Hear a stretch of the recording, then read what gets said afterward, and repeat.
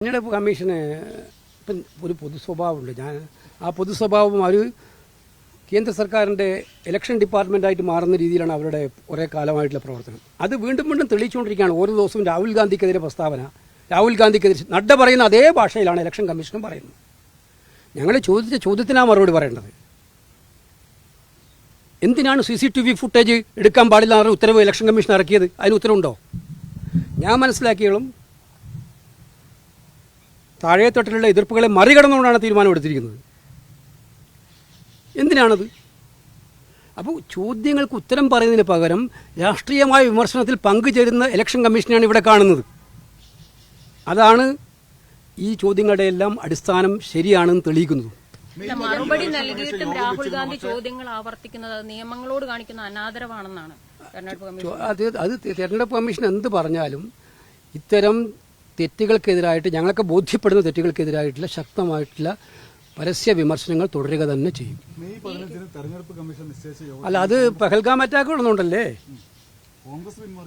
അല്ലല്ല, പെഹൽഗാം അറ്റാക്ക് വന്നുകൊണ്ട് ഞങ്ങൾക്ക് വേറൊരു ഡേറ്റ് തരണമെന്നാണ് ഞങ്ങൾ ആവശ്യപ്പെട്ടത്. ആ ഡേറ്റ് തന്നിട്ടില്ല അവർ. ആ ദിവസങ്ങളിലല്ലേ സംഭവിച്ചത്. ആ ദിവസങ്ങളിൽ സംഭവിച്ചത് കൊണ്ട് പെഹൽഗാം അറ്റാക്കിൻ്റെ പ്രശ്നത്തിൽ രാജ്യത്ത് മൊട്ടാകെ പ്രശ്നങ്ങൾ ഉണ്ടായിക്കൊണ്ടിരിക്കുന്ന സമയത്ത് അന്ന് ഈ മീറ്റിങ്ങിനല്ല ശ്രദ്ധ ഉണ്ടാവാൻ പോണ്. അതുകൊണ്ട് വേറൊരു ഡേറ്റ് തരണമെന്നൊരു കത്ത് ഞാനാ അയച്ചത് കൃത്യമായിട്ട്. എല്ലാം കൂടെ ഇപ്പം പറഞ്ഞിട്ടുണ്ടെങ്കിൽ ഒന്നും കൊടുക്കാതിരിക്കില്ല. ജ്യോതികുമാർ ചാമക്കാലയ്ക്കെതിരെ കേസെടുത്തിരിക്കുകയാണെങ്കിൽ കേസിന് ഒരു DGPക്ക് പരാതി പോയിട്ടുണ്ട്. ഈ അപകടം നടന്ന സമയത്ത് പോലും ഇത്തരത്തിലൊരു വോട്ട് ധ്രുവീകരണം നടത്താനുള്ള ശ്രമമല്ല ഉണ്ടാക്കി. കാരണം ആംബുലൻസ് അടക്കം തടഞ്ഞുകൊണ്ടാണ് പ്രതിഷേധം നടത്തിയിട്ടുള്ളത്. എന്തിനാണ് രാഷ്ട്രീയ കൂടാലോചന എന്തിനാണ് നടന്നത്? ഈ പറയുന്നതിന് എന്തെങ്കിലും അടിസ്ഥാനം വേണ്ടേ? നിർഭാഗ്യകരമായൊരു സംഭവം ഉണ്ടായി. എത്രയോ വർഷം ജീവിക്കേണ്ട ഒരു പാവപ്പെട്ട കുഞ്ഞിൻ്റെ ജീവൻ നഷ്ടപ്പെട്ടു. എന്തിൻ്റെ പേരിലാണ് ഇതൊക്കെ നഷ്ടപ്പെടുന്നത്? അവിടെയാണ് എൻ്റെ ചോദ്യം. കഴിഞ്ഞ 9 കൊല്ലമായിട്ട് ഇവർ ഭരിക്കുകയല്ലേ. എത്ര പേരാണ് മാൻ ആനിമൽ കോൺഫ്ലിക്റ്റിൽ മരിച്ചു വീണത്? എല്ലാ ദിവസവും പറയും നടപടിയെടുക്കും. അവിടെ കമ്പി കെട്ടിയിട്ടുണ്ട്, ഇവിടെ കമ്പി കെട്ടിയിട്ടുണ്ട്. എഫക്റ്റീവായി മൃഗങ്ങളെ ഇങ്ങോട്ട് കൊണ്ടുവരാതിരിക്കാൻ വേണ്ടിയിട്ടുള്ള ശാസ്ത്രീയമായിട്ടുള്ള എന്ത് നടപടിയാണ് സർക്കാർ എടുത്തതെന്നുള്ള ചോദ്യത്തിന് മറുപടി ഉണ്ടോ അവർക്ക്? മനുഷ്യജീവനുകളെ മൃഗങ്ങൾക്ക് ഇട്ടുകൊടുക്കുന്ന രീതി സർക്കാരിന് നടപടി മൂലം ഉണ്ടാവുന്നുണ്ട്. ഇവിടെ വന്നതും അതുതന്നെയാണ്. ഇവിടെ ഈ മൃഗങ്ങൾ കാട് വിട്ട് നാട്ടിലേക്ക് ഇറങ്ങി വരുന്ന സാഹചര്യം ഉണ്ടായതുകൊണ്ടുണ്ടായ അതിൻ്റെ പരിണിത ഫലമാണ് സംഭവം. ഗൂഢാലോചന നടത്തിയെന്ന് കണ്ടുപിടിക്കട്ടെ എന്ന് കേസ്. അത് മറ്റേ ഇതൊന്നും തീരാൻ നിൽക്കണ്ട. കേസ് ഇലക്ഷൻ തീരാൻ നിൽക്കണ്ട.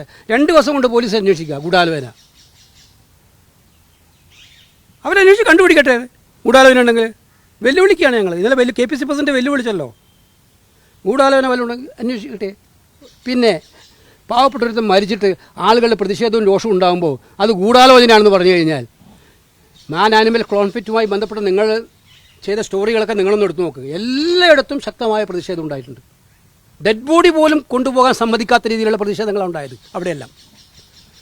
കാരണം ഇത് കുടിയേറ്റ ജനതയുടെ ഒരു വികാരമായിട്ട് മാറിയിരിക്കുകയാണ്. അവർക്ക് ജീവിക്കാൻ പറ്റില്ല. ഓരോ ദിവസവും രാത്രി അവർ ഉറങ്ങുന്നത് ഈ പേടിയോടുകൂടിയാണ്. ഈ പേടിയോടുകൂടി ഉറങ്ങുന്ന പാവപ്പെട്ട ജനതയ്ക്ക് സംരക്ഷണം കൊടുക്കുന്നതിന് പകരം ആരെങ്കിലും പ്രതിഷേധിച്ചാൽ അവരെല്ലാം ഗൂഢാലോചന നടത്തി സർക്കാരിനെ അട്ടിമറിക്കാൻ ശ്രമിക്കുകയാണ്, അല്ലെങ്കിൽ ഇലക്ഷൻ ജയിപ്പിക്കാൻ നോക്കുകയാണെന്ന് പറഞ്ഞാൽ ഇതിനപ്പുറം ഇമ്മച്യൂറായിട്ടുള്ളൊരു പ്രസ്താവന, അല്ലെങ്കിൽ ഇതിനപ്പുറം വിഡ്ഢിത്തം വേറെ എന്താ ഉള്ളത്?